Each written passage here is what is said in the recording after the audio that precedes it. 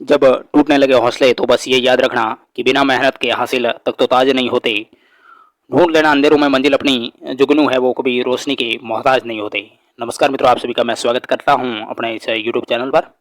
हम देख रहे हैं समान पात्रता परीक्षा राजस्थान में जो सीईटी एग्जाम है उसके लिए हम प्रैक्टिस सेट देख रहे हैं। ग्रेजुएशन लेवल और सीनियर सेकेंडरी दोनों लेवल के लिए ये समान रूप से उपयोगी है। प्रैक्टिस सेट 7 तक हम देख चुके हैं। आप प्ले लिस्ट में जाइएगा, वहाँ सीईटी 2024 मॉडल पेपर के रूप में आपको वहाँ सारे सारे क्रम वाइज मिल जाएंगे। इसके अलावा आपको पीडीएफ प्राप्त करनी है तो टेलीग्राम जरूर ज्वाइन करें, वहाँ आपको इसकी पीडीएफ मिल जाएगी संपूर्ण प्रैक्टिस सेट की। यह यूथ कंपटीशन टाइम्स कृत यह मॉडल पेपर है, प्रैक्टिस सेट है, जिसमें हमने 7 डिस्कस कर चुके हैं। आज 8वां है। 8वें का हम पहला सवाल देखेंगे। चलिए, किस प्रकार प्रैक्टिस सेट 8 के सवाल है, आपको कितने याद हैं जरूर कमेंट करें, आपकी प्रिपरेशन आपको पता चल जाएगा। इसी महीने ग्रेजुएशन लेवल का एग्जाम है और अगले महीने वो सीनियर सेकेंडरी लेवल का एग्जाम है। इसके लिए आप हमारे साथ जुड़े रहें। हम ये कवर करने के बाद आपके लिए और अच्छे से टेस्ट सीरीज मॉडल पेपर्स हम अपने इस चैनल पर लेकर आएंगे। आप हमारे साथ जुड़े रहें। चलिए, प्रैक्टिस सेट 8 जिसका पहला क्वेश्चन हम देख लेते हैं। पहला सवाल है, जो गोगुंदा व कुंभलगढ़ है उसके मध्य वो कौन सा पठार स्थित है? उड़िया का पठार है, आबू का है, मेसा का या भोराट का पठार है? तो पहले का ऑप्शन क्या होगा करेक्ट? ऑप्शन डी करेक्ट होगा। भोराट का पठार है वो गोगुंदा और कुंभलगढ़ के मध्य है। यह राजस्थान का तीसरा सबसे ऊंचा पठार भी माना जाता है। इसकी औसत ऊंचाई वो 1225 मीटर है, ये भी ध्यान रखना। और इसी पर वो जरगा पर्वत है जो 1431 मीटर ऊंचा है, वो इसी भोराट के पठार पर स्थित है। तो पहले का ऑप्शन डी करेक्ट है। सेकंड क्वेश्चन है, राजस्थान राज्य का अक्षांश विस्तार वो कितना है? 23 डिग्री 3 मिनट दक्षिण से 30 डिग्री 12 मिनट दक्षिण, 23 डिग्री 3 मिनट उत्तरी से 30 डिग्री 12 मिनट उत्तर अक्षांश, 23 डिग्री 3 मिनट उत्तर से 30 डिग्री 12 मिनट दक्षिण, या 23 डिग्री 12 मिनट उत्तर से 30 डिग्री 3 मिनट दक्षिण। क्या होगा इसमें से करेक्ट आंसर? ऑप्शन बी है वो करेक्ट है। 23 डिग्री 3 मिनट उत्तर से 30 डिग्री 12 मिनट उत्तरी अक्षांश, ये करेक्ट है। जिसकी जो अक्षांश विस्तार है इसकी कुल लंबाई 826 किलोमीटर, यानी उत्तर से दक्षिण की ओर।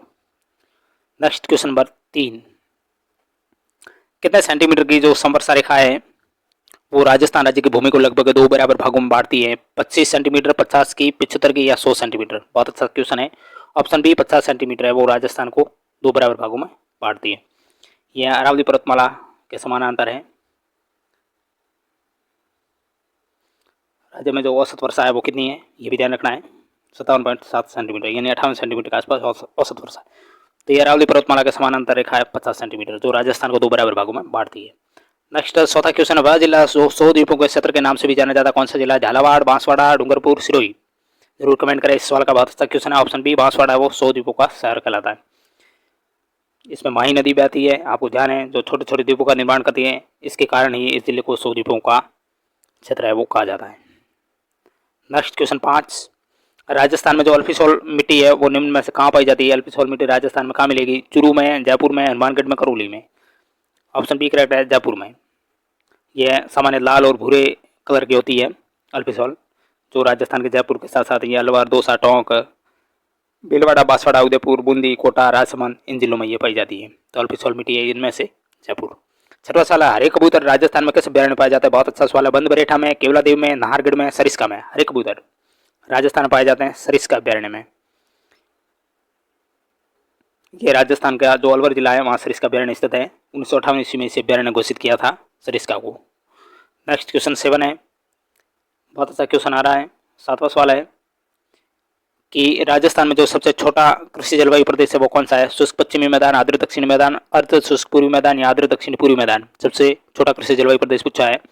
ऑप्शन बी आर्द्र दक्षिणी मैदान है, सबसे छोटा है।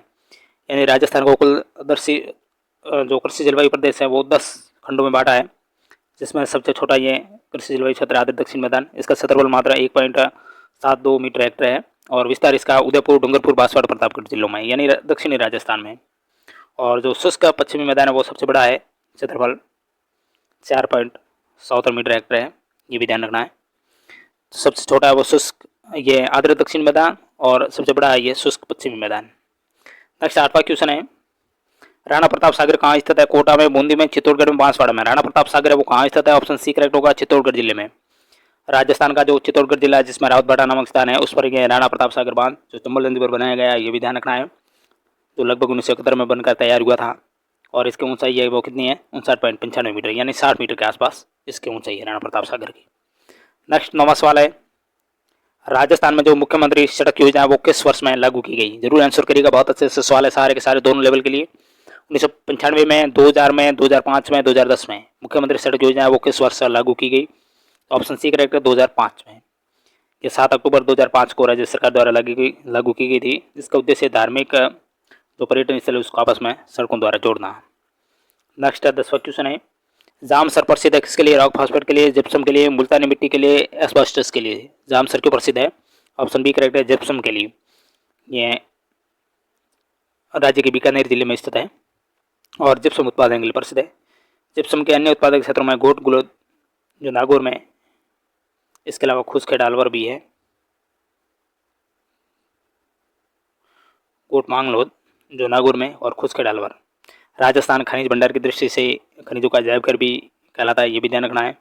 नेक्स्ट क्वेश्चन 11वां, राजस्थान में भूरी मिट्टी वो कहाँ नहीं पाई जाती? यह सवाल है, भूरी मृदा कहाँ नहीं पाई जाती? टोंक में, उदयपुर में, बूंदी में, पाली में? इनमें से क्या करेक्ट होगा? ऑप्शन डी, पाली में नहीं पाई जाती। राजस्थान में भूरी मिट्टी अरावली पर्वत का जो पूरी भाग है वहाँ ये पाई जाती है, बनास व उसके सहायक नदियों के भाव क्षेत्रों में, जिसमें टोंक, उदयपुर, बूंदी, भीलवाड़ा ये सारे जिले आते हैं। जबकि पाली जिले में वो लाल बलुई मिट्टी मिलती है, भूरी मिट्टी ना होकर के लाल और बलुई मिट्टी। नेक्स्ट क्वेश्चन 12, राजस्थान में लौटते मानसून ऋतु की अवधि कितनी है? जुलाई से अगस्त, मार्च से जून, अक्टूबर से दिसंबर या जनवरी से फरवरी? लौटते मानसून ऋतु की अवधि 12 का ऑप्शन सी, अक्टूबर से दिसंबर में वापस लौट जाता मानसून। नेक्स्ट क्वेश्चन नंबर 13वां सवाल है, राजस्थान की कौन सी नदी है जो कर्क रेखा को 2 बार पार करती है? चंबल, बनास, माही, लूणी? कौन सी नदी है राजस्थान में जो कर्क रेखा को 2 बार पार करती है? ऑप्शन सी करेक्ट है माही नदी, जो कि अपने उल्टे यू आकार में टर्न लेती है बांसवाड़ा डूंगरपुर में, दक्षिणी राजस्थान में बहने वाली नदी है, कर्क रेखा को 2 बार काटती है। नेक्स्ट क्वेश्चन नंबर 14, संप सभा की स्थापना वो किसने की थी? इनमें से मोतीलाल तेजावत, गुरु गोविंद गिरी, भूरीलाल बयान या भोगीलाल पांड्या? संप सभा की स्थापना करने वाले ऑप्शन बी करेक्ट गुरु गोविंद गिरी थे, जिसकी स्थापना 1883 ईस्वी में इन्होंने की थी भेल समुदाय के विकास के लिए। और इस संप सभा का जो पहला अधिवेशन हुआ था 1903 ईस्वी में, और वो कहाँ हुआ था? मानगढ़ की पहाड़ी पर, ये भी ध्यान रखना। नेक्स्ट क्वेश्चन नंबर 15 सवाल है, निरंजनी संप्रदाय उनके संस्थापक कौन थे? निरंजनी संप्रदाय के संस्थापक कौन थे? ये सवाल है। संत रामदास, संत निरंजन दास, संत हरिदास या संत रामचरण? 15 का ऑप्शन सी है संत हरिदास। 16वीं शताब्दी के मध्य में यह प्रसिद्ध भारतीय संत जिन्होंने निर्गुण भक्ति की शाखा है ये निरंजनी संप्रदाय, इसकी स्थापना की थी। इनके अनुयायी वो निरंजनी कहलाते हैं। यह निर्गुण भक्ति की शाखा है और इसकी स्थापना मारवाड़ में हुई थी संत हरिदास द्वारा। नेक्स्ट 16वां क्वेश्चन है, राजस्थान का कौन सा किला है सुवर्णगिरी के नाम से प्रसिद्ध है? बूंदी किला, जैसलमेर किला, सिवाना किला या जालोर किला? सुवर्णगिरी के नाम से प्रसिद्ध है, ऑप्शन डी जालोर किला। यह 108 फीट ऊंची एक पहाड़ी सोनगिरी है, उस पर ये स्थित है। नेक्स्ट क्वेश्चन नंबर 17, निम्न में से जय बाण है वो किसका नाम है? जय बाण एक किले का नाम है, एक तोप है या एक पुस्तक है या एक स्थान है? जय बाण है वो एक तोप है। ये जयपुर का जो जयगढ़ किला है उसमें दुनिया की सबसे बड़ी तोप है जिसका नाम जय बाण है। इस तोप का निर्माण है वो राजा जय सिंह सेकंड थे उनके द्वारा 1720 ईस्वी में कराया गया था। इसकी लंबाई कितनी है? 20 फीट और वजन इसका 50 टन है। सबसे बड़ी दुनिया की ये तोप है। बहुत अच्छा सवाल। नेक्स्ट 18वां क्वेश्चन, मारवाड़ के राठौड़ वंश का संस्थापक कौन था? मारवाड़ का जो राठौड़ वंश है उसका संस्थापक कौन था? राव जोधा, राव बीका, राव सिया या राव सुंडा? 18 का ऑप्शन सी होगा, राव सिया थे। इन्होंने 1977 ईस्वी में पाली में इसकी स्थापना की थी। सॉरी, ये वास्तविक संस्थापक ये नहीं है। मारवाड़ के राठौड़ वंश से उनके वास्तविक संस्थापक राव चूड़ा है, लेकिन इन्होंने शुरुआत इन्होंने की थी राव सिया ने। वास्तविक संस्थापक ये राव चूड़ा माना जाते हैं, लेकिन संस्थापक है वो राव सिया है। और इन्होंने जो प्रारंभिक राजधानी है इस वंश की वो मंडोर थी। ठीक है ना। नेक्स्ट क्वेश्चन 19, अकबर ने महाराणा प्रताप को समझाने के लिए किसे प्रथम संदेशवा के रूप में भेजा था? मान सिंह, भारमल, कमला खां, जलाल खां? 19 का ऑप्शन डी होगा जलाल खां को। जामा भाटो, ये सूत्र याद रखना। जलाल खां पहले, फिर मान सिंह, फिर भगवान दास और फिर टोडरमल। तो इन्होंने ये पहले जलाल खाकुर सा था 1572 ईस्वी में भेजा था, फिर बाद में मानसिंह, फिर भगवान दास, फिर अंत में टोडरमल आए थे। नेक्स्ट 20वां सवाल है, गिलोन सभ्यता के अवशेष है वो किस युग के? तांबा प्रस्तर युग, बहुत सही सवाल है। लोह युग, प्रस्तर युग, मृतभांड युग। गिलोन सभ्यता के अवशेष किस युग के हैं? 20 का ऑप्शन ए होगा, तांबा प्रस्तर युग के अवशेष हैं। गिलोन जो उदयपुर बनास नदी के किनारे हैं, ये तांबा युग की संस्कृति संबंधित है। और यहाँ से जो प्राप्त मृतभांड है उनका रंग कैसा था? काला व लाल, काले व लाल कलर के। नेक्स्ट 21वां क्वेश्चन है, मुंडियारी ख्यात है वो किस राजवंश से संबंधित है? मुंडियारी ख्यात मेवाड़ के सिसोदिया, सिरोही के चौहान, मारवाड़ के राठौड़ या बूंदी के हाड़ा। मुंडियारी ख्यात या ऑप्शन सी करेक्ट होगा, मारवाड़ के राठौड़ों से संबंधित है। दयालदास ने इसकी रचना की थी। ये जो दयालदास है वो महाराजा रतन सिंह के समय में ये मारवाड़ के राठौड़ वंश के इतिहास को इसमें दर्शाया गया है। नेक्स्ट 22वां क्वेश्चन है,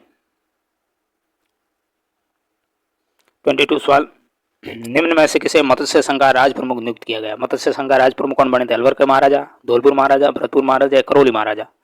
22 का ऑप्शन बी होगा, धौलपुर का महाराजा। जो उदयबान सिंह थे वह 18 मार्च 1848 को मत्स्य संघ का निर्माण हुआ था। इस संघ की राजधानी है वो अलवर बनी थी। नेक्स्ट क्वेश्चन 23 क्वेश्चन है, अहिरवाटी और मेवाती बोलियां वो किस क्षेत्र में बोली जाती है? अहिरवाटी और मेवाती बोलियां किस क्षेत्र की बोलियां? पश्चिमी राजस्थान की, मध्य पूर्वी, उत्तरी पूर्वी राजस्थान या दक्षिणी राजस्थान। 23 का ऑप्शन सी होगा करेक्ट, ये उत्तर पूर्वी राजस्थान की बोलियां हैं, जिसमें किशनगढ़, बहरौड़, अलवर, भरतपुर इन जिलों में ये बोली जाती है। नेक्स्ट 24वां क्वेश्चन, जाम्बोजी जहाँ पर वचन करते थे वह क्या कहलाता था? सथारी, सबद, वाणी या सील। 24 का ऑप्शन ए है, वो सथारी स्थान कहलाता था। संत जाम्बोजी जिनका जन्म 1451 ईस्वी में हुआ था और इनके प्रवचन स्थल वो सथारी कहलाते हैं। इनके जो निर्वाण स्थल है वो लालसर कहलाते हैं और बीकानेर के मुकाम में इनकी मृत्यु हुई थी। नेक्स्ट 25वां क्वेश्चन, राजस्थान की पहली महिला पायलट है वो कौन थी? कल्पना चावला, प्रतिभा पूनिया, प्रिया शर्मा या नम्रता भट्ट। 25 का ऑप्शन डी है, नम्रता भट्ट, जयपुर निवासी राजस्थान की पहली महिला पायलट थी। नेक्स्ट क्वेश्चन नंबर 26, 26वां सवाल है, सगनबैन ने अपनी जो सर्वाधिक गतिविधियों के लिए राजस्थान का कौन सा क्षेत्र चुना? बहुत अच्छा क्वेश्चन आ रहा है ये। टोंक का वनस्थली, सीकर का लक्ष्मणगढ़, जोधपुर का खिंचन या झुंझुनू का पिलानी। सगनबैन का संबंध है वो ऑप्शन सी करेक्ट, खिंचन गांव जो जोधपुर का है। 1961 ईस्वी में ये सुर्खियों में रही। ये सरपंच बनी थी पहली, राजस्थान में महिला सरपंच बनने वाली पहली थी सगनबैन। नेक्स्ट 27वां क्वेश्चन है कि 18 अप्रैल 1948 को संयुक्त राजस्थान का उद्घाटन है वो किसने किया था? सरदार वल्लभ भाई पटेल ने, जवाहरलाल नेहरू ने, सी राजगोपालाचारी ने या वीपी मेनन ने। 27 का ऑप्शन बी होगा, जवाहरलाल नेहरू ने। यह तीसरा चरण है राजस्थान के एकीकरण का जो 18 अप्रैल 1948 को हुआ था। इसका उद्घाटन नेहरू ने किया था कोटा जिले के कोटा दुर्ग में, और उस समय संघ के अध्यक्ष थे वो मेवाड़ के महाराणा भूपाल सिंह थे। नेक्स्ट 28वां क्वेश्चन पूछ रहा है कि जो बरड़ किसान आंदोलन है उसको संगठित करने वाला राजस्थान सेवा संघ हड़ौती की शाखा का नेता है वो कौन था? रामनारायण चौधरी, विजय सिंह पति, स्वामी गोपाल दास या Nainuram Sharma. Option D correct, Nainuram Sharma. ये बरड़ किसान आंदोलन जो बूंदी किसान आंदोलन के नाम से भी प्रचलित है, इसकी शुरुआत 1926 ईस्वी में नैनूराम शर्मा ने की थी। नेक्स्ट क्वेश्चन 29, राजस्थान में बाजरा अनुसंधान केंद्र वो कहाँ स्थित है? जैसलमेर में, जोधपुर में, बाड़मेर में, जालोर में। बाजरा अनुसंधान केंद्र राजस्थान में, ऑप्शन सी करेक्ट, बाड़मेर में, जो देश का पहला बाजरा अनुसंधान केंद्र भी माना जाता है। 2011 में इसकी स्थापना हुई थी। नेक्स्ट क्वेश्चन नंबर 30, सूचीवन को सूची सेकंड से सुमेलित करना है। एक तरफ वन्यजीव अभ्यारण है, एक तरफ जिले हैं। तालछापर वन्यजीव अभ्यारण है, चुरू का है। शेरगढ़ है वो कोटा का है। फुलवारी की नाल उदयपुर का है। बंद बरेट है वो भरतपुर का है, यानी ऑप्शन ए करेक्ट है। बहुत अच्छा सवाल। नेक्स्ट 31वां क्वेश्चन, नर्मदा परियोजना से राजस्थान का सर्वाधिक लाभान्वित जिला कौन सा? जैसलमेर, बाड़मेर, सिरोही, टोंक। 31 का ऑप्शन बी इनमें से है वो बाड़मेर है। ये राजस्थान, गुजरात, एमपी व महाराष्ट्र राज्य की संयुक्त परियोजना नर्मदा नहर परियोजना। सरदार बांध से नर्मदा नहर से राजस्थान में सर्वाधिक लाभान्वित होने वाला जिला बाड़मेर और जालोर। अब सांसौर हो गया है, जालोर की जगह सांसौर। नेक्स्ट 32वां क्वेश्चन है, राजस्थान का जो दक्षिण पूर्वी पठार है वो जाना जाता है लसाड़िया के नाम से, उड़िया से, भौराट या हाड़ौती। कौन सा दक्षिण पूर्वी पठार किस नाम से जाना जाता है? ऑप्शन डी करेक्ट, हाड़ौती का पठार। जो राज्य के क्षेत्रफल का लगभग 9.6% है, और इस पठार की औसत ऊंचाई है वो 475 से 504 मीटर मानी जाती है। नेक्स्ट 33वां क्वेश्चन, राजस्थान के किस कृषि जलवायु प्रदेश में सबसे अधिक वर्षा होती है? इनमें से शुष्क पश्चिमी मैदान, बाढ़ प्रभावित पूर्वी मैदान, सिंचित उत्तर पश्चिमी मैदान या आर्द्र दक्षिण पूर्वी मैदान? सबसे ज्यादा बरसात है वो किस कृषि जलवायु प्रदेश में होती है? ऑप्शन डी करेक्ट, आर्द्र दक्षिण पूर्वी मैदान में। 100 से 400 mm, सॉरी 700 से 1000 mm या औसतन बारिश होती है। यह क्षेत्र है वो कोटा, झालावाड़, बूंदी जिलों में पड़ता है।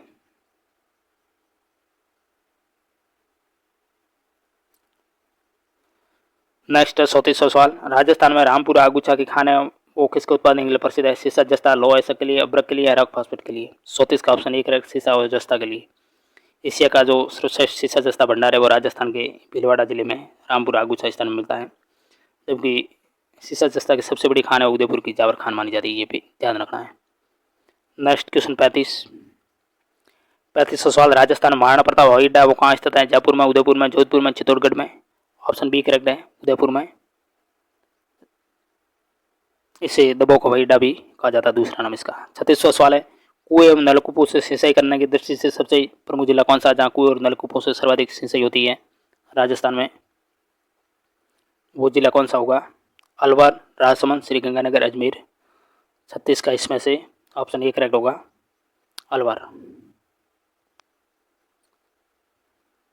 सर्वाधिक सिंचाई वाला जिला जयपुर माना जाता है, कुएं और नलकूपों से वो जयपुर इसमें ऑप्शन नहीं है। सेकंड जिला वो अलवर माना जाता है, इनमें से अलवर आएगा। नेक्स्ट 37वां क्वेश्चन है, बजाज सागर बांध है वो किस नदी पर है? लूणी में, माही में, सोम या पार्वती? बजाज सागर बांध किस नदी पर है? ऑप्शन बी करेक्ट, माही नदी पर। प्रसिद्ध जो व्यापारी और स्वतंत्रता सेनानी थे जमनालाल बजाज, उनके नाम से ये बजाज सागर बांध जो माही नदी पर स्थित है। माही नदी जो मध्य प्रदेश के धार से निकलती है, और यह बजाज सागर बांध है ये बांसवाड़ा जिले में राजस्थान के। नेक्स्ट 38वां सवाल, चेपा एक बीमारी है किसकी? खरीफ फसलों की है, रबी फसलों की है, बागानी फसलों की है, जायद फसलों की? 38 का ऑप्शन बी, यह रबी की फसलों की बीमारी है जो चेपा नामक कीट के द्वारा होती है। सरसों व गेहूं में ये लगने वाला रोग माना जाता है, इसे मोलिया रोग भी कहते हैं, और ये फरवरी माह में ज़्यादा सक्रिय होता है। नेक्स्ट 39 क्वेश्चन, 39वां सवाल पूछ रहा है कि केला देवी अभ्यारण्य राजस्थान के किस जिले में? सवाई माधोपुर में, भरतपुर में, धौलपुर में, दौसा में? 39 का ऑप्शन है सवाई माधोपुर में, जिसे 1983 ईस्वी में वन्य जीव अभ्यारण्य का दर्जा प्रदान किया। ये राजस्थान के सवाई माधोपुर और करौली, इनमें करौली ऑप्शन नहीं है, ज़्यादातर ये करौली में, सवाई माधोपुर और करौली जिलों में इसी के पास केला देवी मंदिर भी है। यानी सवाई माधोपुर में थोड़ा है, करौली में ये ज़्यादा है, लेकिन इनमें से सवाई माधोपुर होगा। 40वां सवाल है, वह जिला युग में जहाँ लाल व पीली मिट्टी पाई जाती है? जोधपुर, पाली में, सवाई माधोपुर, सिरोही, कोटा, बारां या भरतपुर, अलवर? 40 का ऑप्शन बी है, सवाई माधोपुर और सिरोही। लाल पीली मिट्टी सवाई माधोपुर, सिरोही, करौली, अजमेर इन जिलों में पाई जाती है।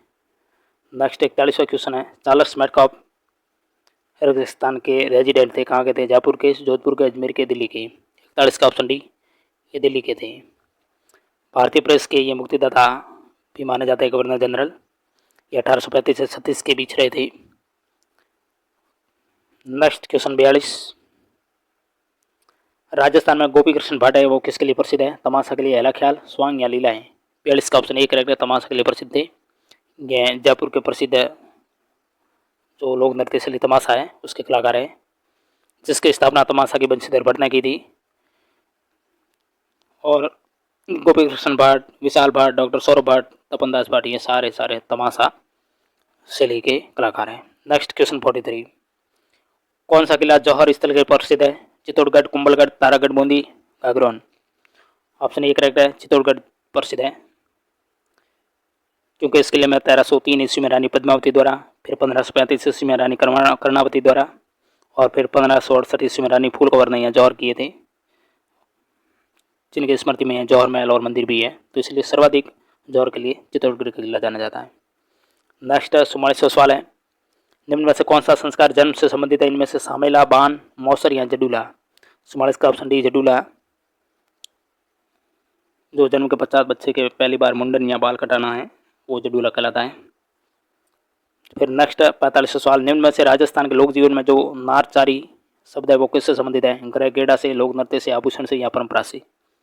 45 का ऑप्शन ए करेक्ट होगा, ग्रह गेड़ा के लिए। नेक्स्ट है 46 क्वेश्चन, लांगुरिया गीत है वो निम्न में से किस देवी से संबंधित है? ऑप्शन बी करेक्ट है, किला देवी। जो करौली में किला देवी मंदिर है उसके लिए लांगुरिया गीत गाया जाता है। किला देवी करौली राज्य के यादव और राजपूत वंशों की यह आराध्य देवी भी मानी जाती है। करणी माता मंदिर वो बीकानेर में। शीला माता आमेर जयपुर। रानी सती झुंझुनू में मंदिर है इनका। नेक्स्ट क्वेश्चन 47, जालोर का जो ढोल नृत्य है वो किस शैली में आयोजित होता है? नाहर, घुना, धुम्ब या थागना? 47 का ऑप्शन डी होगा, थागना शैली में वो विवाह के अवसर पर सिर्फ यह पुरुषों के द्वारा किया जाता नृत्य जो थागना शैली में बजाया जाता है। नेक्स्ट 48 क्वेश्चन, चारण साहित्य का प्रसिद्ध ग्रंथ सूरज है वो किसके द्वारा लिखा गया? शिवदान द्वारा, सागरदान, कर्णिदान या गार्डन द्वारा? 48 का ऑप्शन सी कर्णिदान द्वारा। सूरज प्रकाश जिसमें जोधपुर के राठौर वंश की घटनाओं का वर्णन है तो ये कर्णिदान द्वारा लिखा गया। फिर 49 क्वेश्चन है, मेवाड़ चित्र शैली का सबसे प्राचीन चित्रित ग्रंथ इनमें से कौन सा? गीत गोविंद, रागमाला, जानक विजय या श्रावक प्रतिक्रमणा चुन्नी? श्रावक प्रतिक्रमणा चुन्नी कौन सा होगा? 49 का ऑप्शन डी करेक्ट है। यह चित्रकला की सर्वाधिक प्राचीन शैलियों में से मेवाड़ चित्रशैली जिसका विकास महाराणा कुंभा का ज़्यादातर योगदान रहा और श्रावक प्रतिक्रमणा चुन्नी का चित्रांकन है 1260 ईस्वी में रावल तेज सिंह के समय ये हुआ था। सबसे प्राचीन चित्रित ग्रंथ माना जाता है, 1260 ईस्वी का है। नेक्स्ट 50वां सवाल है, राजस्थान में जो मीनाकारी की थेवा कला है उनके लिए कौन सा स्थान प्रसिद्ध है? बाड़मेर, राजसमंद, नाथद्वारा, प्रतापगढ़? 50 का ऑप्शन डी प्रतापगढ़ प्रसिद्ध है। जो 480 साल पुरानी कला है जिसका प्रतापगढ़ के जो सोनी परिवार है वो प्रसिद्ध है। और थेवा कला के लिए 2015 में महेश विजयराज सोनी को पद्मश्री पुरस्कार से सम्मानित किया था। नेक्स्ट क्वेश्चन 51वां सवाल पूछ रहा है कि थियोसॉफिकल सोसाइटी है उसके संस्थापक कौन थे? Justice Ranade, madam Blavatsky, Annie Besant या बाल गंगाधर तिलक? 51 का ऑप्शन बी करेक्ट होगा, मैडम ब्लावत्स्की थियोसॉफिकल सोसाइटी के संस्थापक। इसकी स्थापना 17 नवंबर 1875 को न्यूयॉर्क में हुई थी, न्यूयॉर्क में। और भारत में जो थियोसॉफिकल सोसाइटी है उसकी स्थापना का श्रेय है वो एनी बेसेंट को। भारत में एनी बेसेंट को है लेकिन इसकी स्थापना वो अमेरिका में हुई थी, न्यूयॉर्क में, तब मैडम ब्लावत्स्की इसकी संस्थापक थी। नेक्स्ट 52 क्वेश्चन है, भारतीय राष्ट्रीय कांग्रेस का चुना गया प्रथम मुस्लिम अध्यक्ष कौन था इनमें से? मौलाना आज़ाद, मोहम्मद अली, बदरुद्दीन तैयबजी या शाह वली उल्लाह? ऑप्शन सी करेक्ट होगा, बदरुद्दीन तैयबजी। जो 1857 मद्रास अधिवेशन हुआ था उसकी इन्होंने अध्यक्षता की थी। नेक्स्ट 53 क्वेश्चन है कि 1919 में निम्न में से कौन सी घटना नहीं हुई थी इनमें से? रॉलेट एक्ट पारित किया गया, बंगाल का विभाजन हुआ, मॉन्टेग्यू संसद सुधार की घोषणा हुई, जलियांवाला बाग हत्याकांड हुआ? कौन सी घटना नहीं हुई? ऑप्शन बी बंगाल का विभाजन है वो नहीं हुआ था। बंगाल का विभाजन तो 1905 ईस्वी में लॉर्ड कर्जन के समय हुआ था, बाकी सारी घटनाएं वो 1919 को हुई थी। रॉलेट एक्ट जो 19 मार्च 1919 को, जलियांवाला बाग कांड है वो 13 अप्रैल 1919 को, और लॉर्ड चैम्सफोर्ड 1916 से 1921 जो भारत के वायसराय थे उसके कार्यकाल में 1919 में मॉन्टेग्यू चैम्सफोर्ड सुधार की घोषणा भी हुई थी। इस सुधार के तहत जो भारत में पहली बार महिलाओं को वोट देने का अधिकार भी मिला था। तो बहुत अच्छा सवाल है ये, very very important. Next question 54, निम्न में से कौन चटगांव शस्त्रागार छापे से संबंधित है इनमें से? वी डी सावरकर, अशफाक उल्ला खान, अरविंदो घोष या कल्पना दत्ता? ऑप्शन डी करेक्ट है, कल्पना दत्ता। चटगांव जो आर्मरी कांड हुआ था 18 अप्रैल 1930 को। नेक्स्ट क्वेश्चन 55वां, गांधी जी के सत्याग्रह का निम्न में से किन्हीं दो से जुड़ा हुआ इनमें से? गांधी जी के सत्याग्रह का संबंध किन किन से है? सच्चाई और अहिंसा से। नेक्स्ट क्वेश्चन 56, 56वां सवाल है कि भारत में किसके शासन के अंतर्गत खिलाफत आंदोलन का प्रारंभ हुआ था? Lord Mountbatten, Lord Dalhousie, Lord Chelmsford या लॉर्ड कर्जन?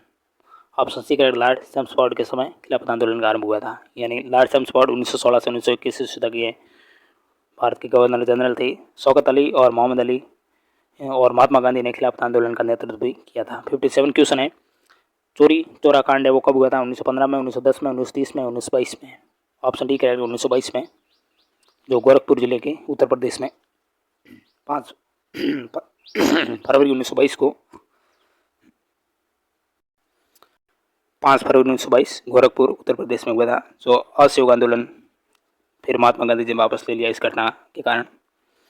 नेक्स्ट क्वेश्चन 58 तृतीय गोलमेज सम्मेलन है वो किस वर्ष आयोजित किया गया था? 1931 में, 1933 में, 1930 में या 1932 में? 58 का ऑप्शन डी करेक्ट है, 1932 को हुआ। 17 नवंबर 1932 से 24 दिसंबर 1932 के मध्य लंदन में इसका आयोजन हुआ था। इसमें 46 प्रतिनिधियों ने हिस्सा लिया था, 46। नेक्स्ट क्वेश्चन 59 भारतीय स्वतंत्रता संग्राम में करो या मरो है उसका नारा किस आंदोलन से जुड़ा है? दांडी यात्रा, असहयोग आंदोलन, खिलाफत आंदोलन, भारत छोड़ो आंदोलन? ऑप्शन डी करेक्ट, भारत छोड़ो आंदोलन, जो महात्मा गांधी द्वारा 8 अगस्त 1942 को शुरू हुआ। इसे अगस्त क्रांति के नाम से भी जाना जाता है। नेक्स्ट 60वां सवाल, जलियांवाला बाग नरसंहार के विरोध में किसने अंग्रेजों को अपनी नाइटहुड की उपाधि है वो लौटा दी थी? मौलाना आजाद, गोपाल कृष्ण गोखले, महात्मा गांधी या रविंद्रनाथ टैगोर? 60 का ऑप्शन डी करेक्ट होगा, रविंद्रनाथ टैगोर ने। नेक्स्ट 61वां सवाल है, भारतीय मानक समय की गणना के घंटा घर यानी क्लॉक टावर्स की जाती किसके? हमीरपुर, रामपुर, मिर्जापुर, संबलपुर? बहुत अच्छा सवाल है, option C correct, Mirzapur. Next question 62वां, माउंट आबू जो एक पर्वतीय स्थल है ये किस पर्वत श्रृंखला पर स्थित है? ऑप्शन सी करेक्ट, अरावली पर्वत श्रृंखला पर सिरोही में स्थित है। नेक्स्ट 63 सवाल, 63 सवाल है कि निम्न में से कौन भारत के लेक डिस्ट्रिक्ट के रूप में भी जाना जाता है? नैनीताल, शिमला, सिक्किम, माथेरन? ऑप्शन ए करेक्ट है, नैनीताल, जो उत्तराखंड जिले में झीलों के लिए प्रसिद्ध है। नेक्स्ट 64वां सवाल है, 64 क्वेश्चन, निम्न में से कौन सी नदी यमुना नदी की सहायक नदी नहीं है? इनमें से बेतवा, गंडक, हिंडन, चंबल? 64 का ऑप्शन बी होगा, गंडक है वो, यमुना की सहायक नदी नहीं है। यमुना की सहायक नदियों में टोंस, चंबल, कालीसिंध, बेतवा, कैन, हिंडन ये नदी आती है। गंडक यमुना की सहायक नदी नहीं है, ये गंगा की प्रमुख सहायक नदी मानी जाती है, गंगा की।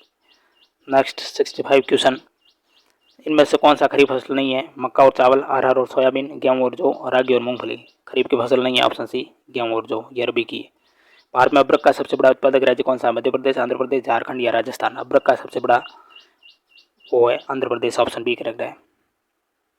नेक्स्ट 67 क्वेश्चन है, धरोई बांध है वो निम्न में से किस नदी पर बनाया गया है? धरोई बांध साबरमती, गोदावरी, ब्रह्मपुत्र, गंगा? 67 का ऑप्शन ए करेक्ट होगा, साबरमती नदी, ये जो गुजरात के महासाना जिले में है धरोई बांध साबरमती नदी पर। यह गुरुत्वाकर्षण आधारित बांध है, ग्रेविटी डैम है। नेक्स्ट क्वेश्चन 68 सवाल, दक्षिण पश्चिम मानसून से भारत के जो पूर्वी तट की अपेक्षा पश्चिम तट पर ज़्यादा वर्षा क्यों होती है? पूर्वी तट की अपेक्षा यह तट सीधा है, पश्चिमी घाट हवा को रोकती है जिससे बारिश होती है। पूर्वी तट पश्चिमी तट से चौड़ा है या पूर्वी घाट हवा की दिशा के समानांतर है? 68 का ऑप्शन बी होगा, पश्चिमी घाट हवा को रोकती है जिससे बारिश होती है। यहाँ पश्चिमी घाट पवन अभिमुख होने के कारण यह मानसूनी हवाओं के रास्ते में अवरोध उत्पन्न करता है जिससे हवाएं ऊपर उठकर पश्चिमी तट पर घनघोर वर्षा करती है ज़्यादातर। 69 सवाल, भारत का दक्षिणतम बंदरगाह वो किस राज्य में स्थित? केरल में, तमिलनाडु में, आंध्र प्रदेश, तेलंगाना? सबसे दक्षिणतम बंदरगाह है वो, ऑप्शन बी करेक्ट, तमिलनाडु में, तूतीकोरिन जो बंदरगाह है वो। इस पतन का विकास चेन्नई बंदरगाह के दबाव को कम करने के लिए किया गया था, तूतीकोरिन बंदरगाह का। नेक्स्ट क्वेश्चन नंबर 70, निम्न में से कौन सा राज्य तापी नदी के बेसिन के अंतर्गत नहीं आता? इनमें से राजस्थान, महाराष्ट्र, मध्य प्रदेश, गुजरात? 70 का ऑप्शन ए राजस्थान वो नहीं आता। इसके अलावा महाराष्ट्र, गुजरात, मध्य प्रदेश आते हैं। यह मध्य प्रदेश के बैतूल जिले से निकलती है तापी नदी। नेक्स्ट क्वेश्चन 71, भारत के संविधान का गठन रिक्त स्थान द्वारा किया गया था किसके द्वारा? योजना आयोग, संविधान सभा, राष्ट्रपति कार्यकारी समिति? ऑप्शन बी संविधान सभा द्वारा, जो कि समय लगा था 2 वर्ष 11 माह 18 दिन, कुल 14 दिन बैठक की। फिर 26 जनवरी 1950 को भारत का संविधान पूर्ण रूप से लागू हुआ। इसकी प्रथम बैठक 9 दिसंबर 1946 को हुई थी, ये भी ध्यान रखना। नेक्स्ट क्वेश्चन 72 सवाल कि निम्न में से किस अनुच्छेद की कार्यप्रणाली के तहत भारतीय संविधान में संशोधन किया जा सकता है? बहुत अच्छा क्वेश्चन, 368, अनुच्छेद 345, अनुच्छेद 351 या अनुच्छेद 333? ऑप्शन ए करेक्ट है, अनुच्छेद 368 के तहत। तो भाग 20 है उसका अनुच्छेद है ये। संशोधन की विधियाँ वो 3 प्रकार के, साधारण बहुमत है, फिर विशेष बहुमत है और फिर विशेष बहुमत और राज्यों के अनुसमर्थन द्वारा संशोधन है वो संविधान में किया जा सकता है। तो अनुच्छेद 368 ये कहता है कि संविधान में संशोधन वो किया जा सकता है। 73 सवाल, संपूर्ण भारत के भूभाग में मुक्त रूप से आवागमन करने का अधिकार भारतीय संविधान के किस अनुच्छेद के अंतर्गत मौलिक अधिकार हैं, अनुच्छेद 19, अनुच्छेद 24, अनुच्छेद 21 या अनुच्छेद 14। 74 का ऑप्शन सी करेक्ट है, अनुच्छेद है वो 21, जो कि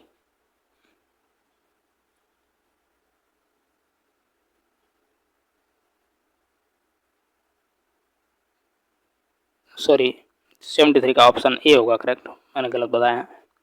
अनुच्छेद 19 जो कि मौलिक अधिकार माना जाता है, जिससे हम संपूर्ण भारत में आवागमन कर सकते हैं।